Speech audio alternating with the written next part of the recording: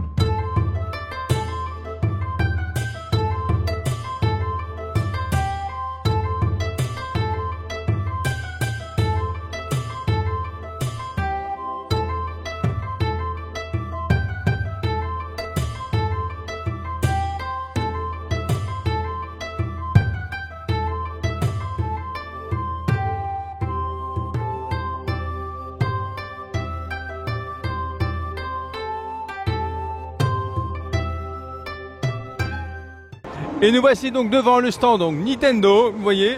Donc il y a beaucoup d'anciens jeux, encore une fois, Splatoon, Smash Bros. Mais il y a quelques nouveautés. Comme déjà du côté de chez Sega, on a Samba di Amigo et on a donc Illustrated Island, donc le Mickey et Donald. Donc ce qu'on va faire, on va aller voir, on va les tester et on vous dit quoi juste après. Ok.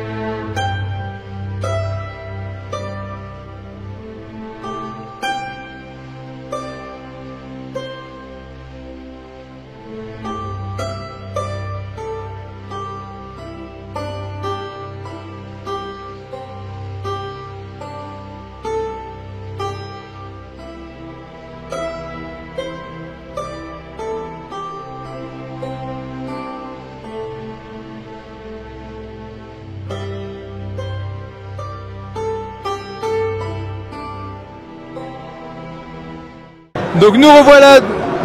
Allô. Ok. Donc je te passe. Hein, donc nous revoilà donc devant le stand Nintendo. Donc Shadow a essayé Donc le nouveau Mickey et Donald et Samba de Amigo, bah déjà donne-moi ton impression sur Samba de Amigo. Alors déjà c'est sympa, c'est un jeu de rythme. Donc bon par contre c'était pas très précis mais je pense que c'est la disposition du stand. Mais non c'est sympa, faut voir après sur le long terme par contre. Si ça reste sympa ou si ça devient pas redondant avec le temps. Mais non c'est un petit jeu de rythme sympa, c'est à faire. Et est-ce que tu avais déjà essayé les versions Dreamcast ou oui? Oui j'ai déjà fait la version Dreamcast. Et alors différent? Je préfère la version Dreamcast. Ouais. La version Dreamcast. Ouais, mais par rapport à la version Wii, est-ce qu'il y a une amélioration par rapport à la version Switch? Le Joy-Con déjà c'est déjà un peu plus précis que sur la Dreamcast. Mais non, c'est quasiment pareil. Hein. Et niveau musique, c'est intéressant? J'en ai eu qu'une seule, donc c'est pas très. Je peux pas me donner une idée sur les musiques, j'en ai eu qu'une seule. Et donc là, le nouveau Mickey et Donald, parce que le dernier était sur Mega Drive, quelles sont tes impressions par rapport à ça? Alors déjà graphiquement, c'est différent de ce qu'on a connu sur Mega Drive, mais c'est très joli. Par contre, je pense que c'est plus sympa à plusieurs, parce que j'ai testé tout seul et je pense que je me suis un peu ennuyé parce que je savais pas trop où aller. Donc je pense que à plusieurs c'est plus sympa. Et donc pour toi, c'est un bon jeu ou bien il y a encore des petites choses à faire? Non, c'est un bon jeu, c'est un jeu à faire en famille ou entre amis. Bon, ok, nous on va continuer notre petit tour et puis on se revoit très très vite. À tout de suite.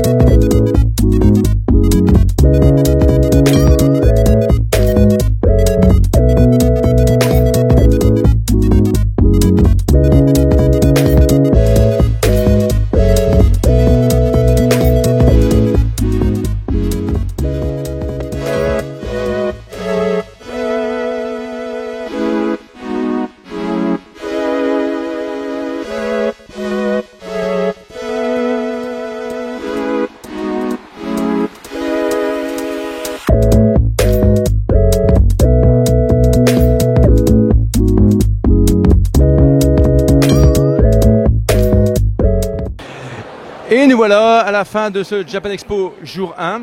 Alors pour toi donc Shadow, qu'est-ce que tu en penses du salon dans son ensemble? Alors dans son ensemble, je trouve qu'il y a des belles choses, mais il y a moins de choses que l'année dernière. Je trouve qu'il y a beaucoup d'espaces vides, donc c'est moins de stands et moins de commerçants. Bon, sinon l'ensemble ça va, on a vu des belles choses. Alors on a constaté déjà que pas mal, enfin dans le jeu vidéo en tout cas, on a vu que pas mal d'éditeurs n'étaient pas là. Alors si je me trompe pas, il y avait Square qui n'était pas là, Play One avec donc Sega et je crois qu'il y avait encore et Capcom qui n'était pas là. Voilà. Donc c'était vraiment très très calme. De ce côté-là, il n'y avait que Nintendo, plus il y avait un autre, je crois que tu m'avais dit. Dofus, ceux qui ont fait Dofus et Wakfu, Ankama. Voilà, c'est bon, on a trouvé. Donc il y avait qu'eux avec leur nouveau jeu. Et Nintendo, Nintendo ils ont un grand stand comme d'habitude. Mais les autres éditeurs, ils n'étaient pas là. Nous, on a constaté que c'est qu'au niveau de Nintendo, c'est Nintendo qui a pris toute la place des autres éditeurs. Hein. Donc ça, c'est une certitude. Hein. C'est le monopole, quoi. Ouais, Nintendo a le monopole des jeux vidéo pour leur démonstration et leur activité. Voilà, donc après on a constaté qu'il y avait un petit peu de rétro, mais c'est vrai que c'était... ça explosait pas quoi, ça c'était vraiment... Il y avait Emo 5, mais il n'y avait pas beaucoup de consoles rétro, il y en avait une dizaine on va dire. Et c'était des jeux qu'on voit beaucoup quoi, c'est pas des jeux plus vieux. Alors, on a assisté un petit peu aussi à la conférence avec Philippe Lachaud et... j'ai oublié le nom, non, je sais plus comment il s'appelle. Le créateur de City Hunter. Voilà, je sais plus. Voilà. Excusez-nous, on va se faire lâcher, mais bon voilà. Mais on a appris qu'un nouveau City Hunter va sortir en 2024, si je me trompe. 2024, oui. City Hunter Day. Attention, il va le sortir. Le voilà. Angel Dust. Là, on va le montrer. Voilà. Donc ça, c'est le nouveau City Hunter qui sort en 2024. Apparemment, ça revient sur les origines de Ryo et l'univers Nicolas. Et de Kaori. Excusez-moi. Et donc, voilà, c'est le nouveau City Hunter qui va arriver. Voilà, donc bon, sinon à part ça, au niveau des stands, pareil, on a eu pas mal de stands qui étaient énormes l'année dernière, mais là je trouve qu'ils sont quand même bien diminués. Oui, c'est vrai, ils sont très très petits les stands, ils sont plus aussi grands qu'avant.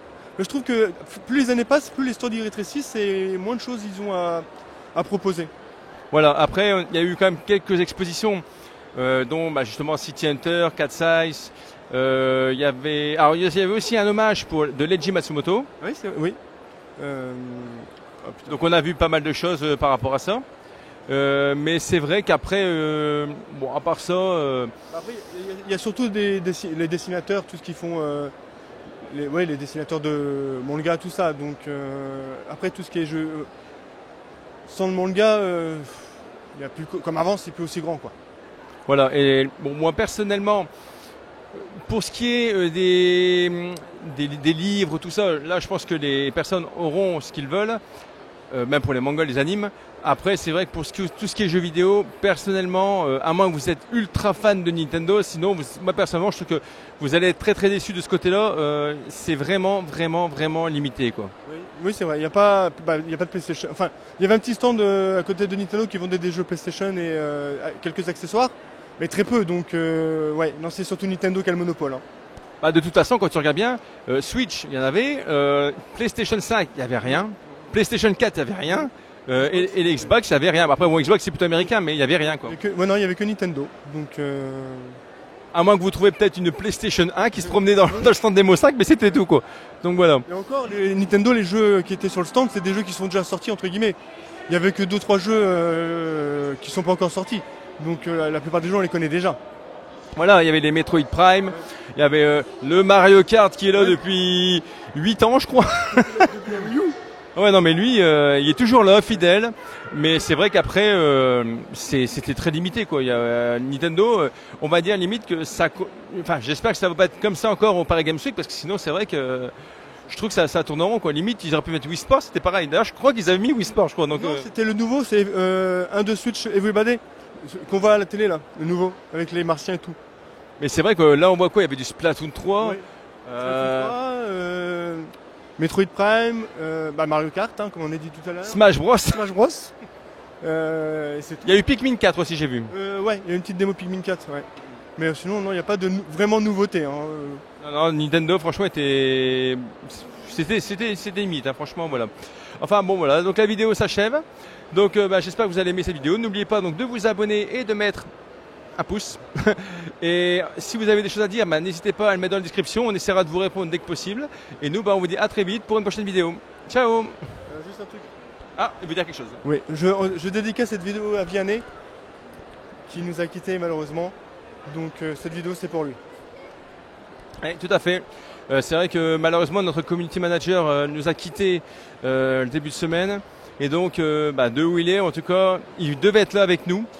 Et c'est vrai que ça nous fait beaucoup de peine qu'il ne soit pas là. Et donc de là-haut, on lui fait un gros bisou et on pense encore très fort à lui. Toute l'équipe pense à lui.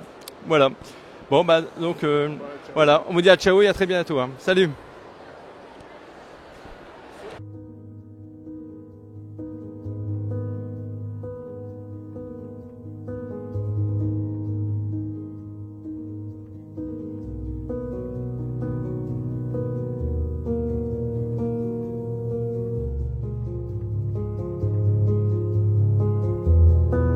Ça serait du grand Mendes!